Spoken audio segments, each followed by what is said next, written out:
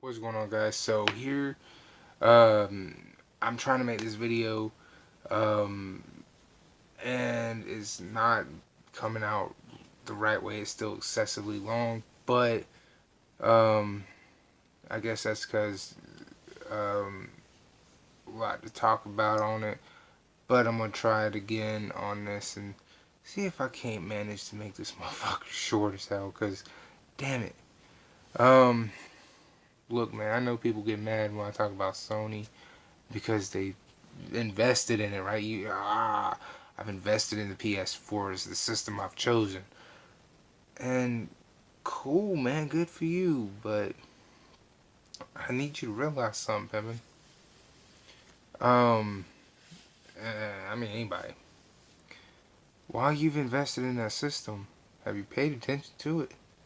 Like, did you pay attention in 2014, 2015 when Sony admittedly came out and said it's not a matter of when, it's a matter of if.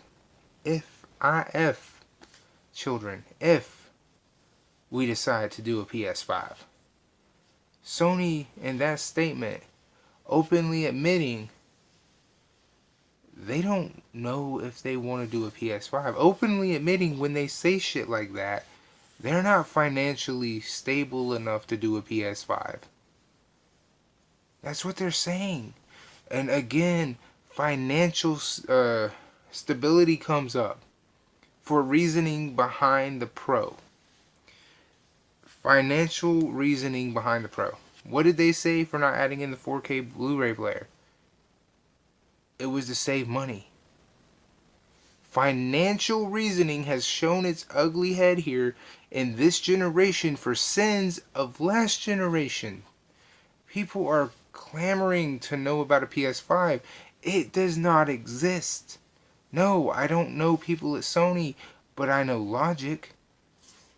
I know mathematically the PS3 hurt Sony so bad it bled the profits from the PS1 and PS2 to the point that the PS3 at the end of its lifespan coming into the PS4, the company was hemorrhaging money, and hemorrhaging in terms of a company means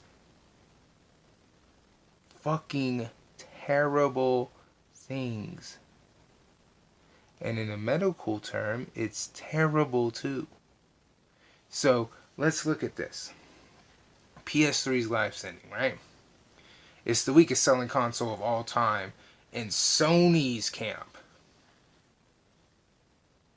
It didn't bust 100 million. It didn't bust 100 million. Fuck what you heard. It didn't bust 100 million. It did not break 100 million. Sony's PS3, worst selling system of Sony's entire fucking consoles. Worst one. Okay? PS1 sold 105. PS2 155. 50 million up from the PS1. PS3 saw around 80 plus, maybe close to 90. But it didn't beat out the fucking Wii, the worst fucking powered console of its generation. The PS3 didn't beat it. Hell, it took all generation for the PS3 just to catch the 360. Where the hell is anybody thinking that with the fact the PS3 took all generation to catch the fucking 360, never catching the Wii, bleeding the company of profits from both the first and second generation consoles, and hemorrhaging money into the new generation, means that this fucking generation can end like that? Please explain that to me. In common sense, because I don't see it. Let me enlighten you just a little bit. The PS4 is the luckiest son of a bitch since the PS1. Excuse me. It is. It's the luckiest son of a bitch on the planet. The PS1 is lucky too. The PS1 is lucky because it was the new kid on the block. It was literally looking for games on every corner and had the fucking Nintendo 64 come out full scale, meaning it had the 64DD, the bottom part. It probably would have had more content and games would have came out on it. Remember, the Nintendo 64 was the original home to Final Fantasy VII.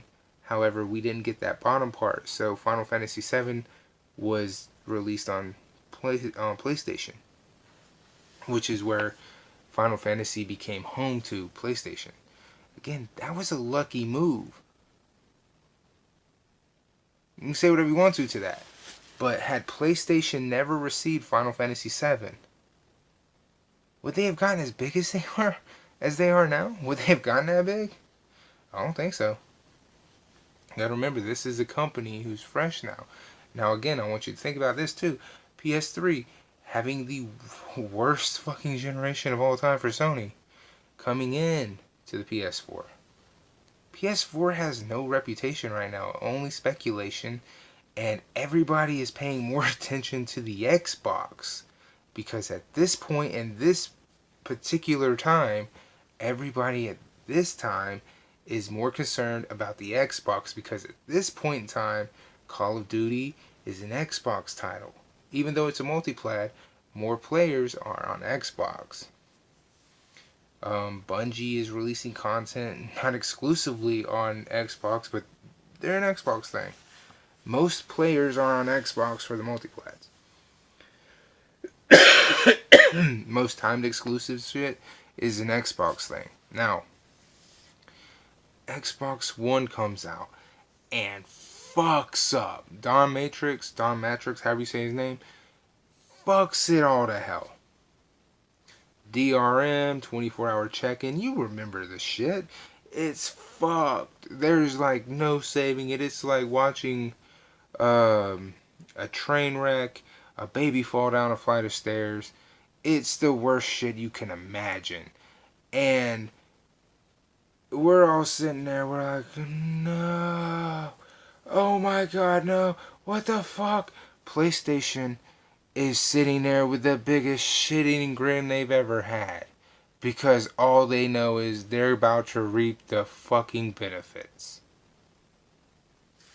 And what do? We look over at PlayStation and they go, no 24-hour check-in. Play your games, trade your games. It's a gaming console. And everybody goes directly over there. Don Matrix a week later goes, don't have internet? Fuck you, buy a 360. Meanwhile, everybody looks at PlayStation going, you hear this stupid son of a bitch? PlayStation says, buy a PS4. We don't give a damn if it's online. Don Matrix has done sold millions of PS4s by now. Inadvertently or on purpose, it doesn't matter. He did. PlayStation's just sitting there again, big old shit-eating grin, going, thank you for being dumb. And millions more flock to PlayStation. Thanks to this dumbass. Remember, they still haven't fucking recuperated yet. Okay? Phil Spencer enters the picture now. We get a slim Xbox. Xbox finally starts getting some numbers. They're finally getting where they should have been at the beginning. Had this Xbox come out on stage, would PlayStation ever have gotten anywhere? Chances are they would have just probably been neck and neck. It wouldn't have been PlayStation way out in fucking front. They would have just been like, 1 month it's PlayStation, the next month it's Xbox. That's probably where we'd be. There'd be no chance in hell PlayStation being that far ahead. Because had the DRM shit worked, PlayStation was already ready to go. That's something that a lot of people know about. So think about that. You know what I'm saying? You have a company that is financially struggling with PlayStation, hoping for a miracle. They sit back, see this disaster of a shit show with Xbox, and they're like, we can capitalize off this. All we have to do is do everything opposite and say we are a fucking pro gamer. And that's what they did. And they capitalized. Pardon me. And Don Matrix sold PlayStations better than anybody at PlayStation. I bought a PlayStation after not buying one for damn near 10 years. I wasn't going to buy a PS4, and I did because fucking Don Matrix couldn't convince me to buy an Xbox. So, I want you to think about that. With where the PS3 was in 2013, had we gotten the Xbox, not the Xbox One X or the Xbox One Slim, but had we gotten the state of where Xbox is now, they're train of thinking now, not play anywhere, but I'm talking about the stability of the brand itself. Had we gotten this Xbox stability brand in 2013 with PlayStation of 2013, if they would have been colliding then, would PlayStation really have gone that far ahead? And you're probably going to come to the same conclusion I had. Not really. So when I say who's going to bow out first, I think Microsoft will. But that's because they made so many mistakes in 2013. But I also think Sony will bow out, and that's because of the sins of the PS3.